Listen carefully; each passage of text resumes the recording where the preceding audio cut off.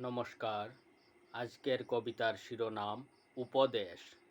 প্রভাতে শয্যা তেজিয়া ঈশ্বরে কর প্রণতি, মুখ হাত ধুয়ে ব্যায়াম করিয়া পড়িতে বস প্রতিদিনই। অযথা বন্ধ করিবে না স্কুল যাওয়া, নিয়মিত উপস্থিতি নিয়মানুবর্তী হওয়া। সময়ের কাজ সময়ে কর সমাপন, পরীক্ষায় ভীত হওয়ার নেই কোনো কারণ। প্রতিদিনের বিদ্যাভ্যাসের ফলে তোমার সফলতা নিশ্চয় আসবে।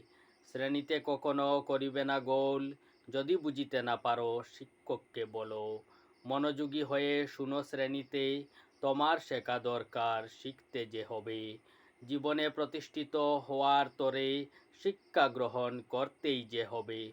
মাতা পিতায় বকতি রাখো, আর আপন আত্মবিশ্বাস নিয়ে চলো।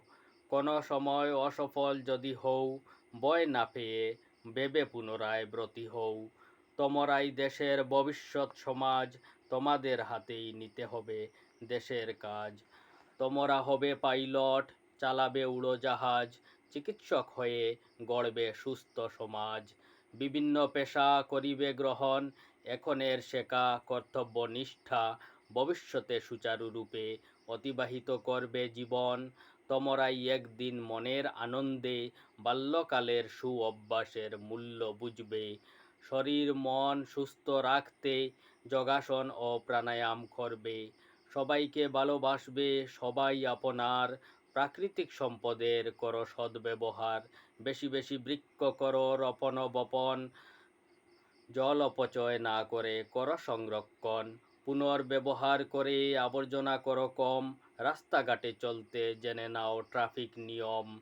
সকল বিষয় অতি মজার, ইহাদের আছে বাস্তব জীবনে ব্যবহার। অবশেষে তোমাদের করছি উপদেশ, প্রতিদিন করো বিদ্যাভ্যাস।